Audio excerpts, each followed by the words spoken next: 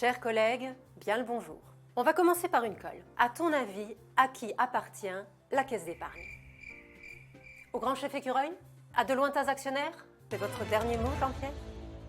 Eh bien non, elle appartient 100% à ses clients sociétaires en région. C'est comme une copropriété en quelque sorte. Parce que c'est une coopérative depuis 1999. Et oui, concrètement, nous ne sommes pas cotés en bourse. Nous sommes indépendants des marchés financiers et personne ne peut nous racheter en mode OPA. Pas d'actionnaires, ok, mais alors à qui sont versés les bénéfices? Oui, où va la thune? Eh bien, d'une part, ils vont servir à rémunérer équitablement nos clients sociétaires en versant un intérêt servi aux parts sociales. Et d'autre part, ils vont permettre d'être mis en réserve dans les fonds propres. Et nos fonds propres, c'est quoi? Eh bien, c'est le capital social composé de parts sociales ainsi que les réserves, c'est-à-dire la part des bénéfices non distribués chaque année. CQFD, t'as tout compris là. Et c'est important pour nous les banquiers d'avoir beaucoup de fonds propres de cette qualité. N'oublie pas que financer notre territoire, c'est notre cœur de métier. Et donc pour se couvrir des risques et protéger nos clients, il faut un matelas de sécurité. Ben voilà, ce sont les fonds propres. Oui, d'accord, mais en gros, qu'est-ce qu'ils font les clients sociétaires? Ils votent des décisions, pardi. Et tout ça grâce aux parts sociales qu'ils détiennent. Alors je te vois venir avec ta question. Non, ce n'est pas le nombre de parts sociales qui compte.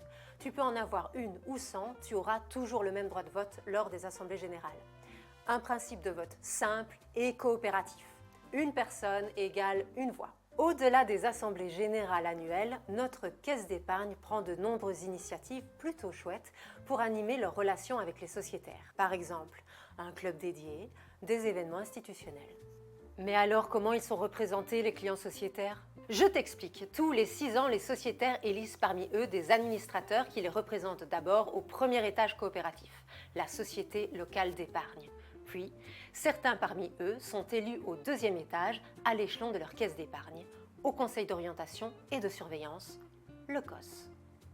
Le COS est composé principalement de représentants de clients sociétaires, d'un représentant des collectivités territoriales, sans oublier les représentants des salariés, bien entendu. Alors tu vas me dire à quoi ça sert un COS?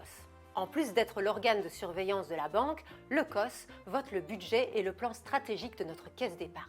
Sans oublier le programme annuel des actions de responsabilité sociétale et la nomination du directoire. Et c'est le directoire qui dirige notre banque coopérative, sous le contrôle du COS. C'est bien beau tout ça, mais c'est pour les élus. Et non, c'est ça le plus beau, c'est pour toi, moi, l'association de pétanque du quartier, ma grand-mère, tout ça quoi. Bref, je suis client, alors je peux devenir sociétaire en achetant une ou plusieurs parts sociales de ma SLE à 20 €.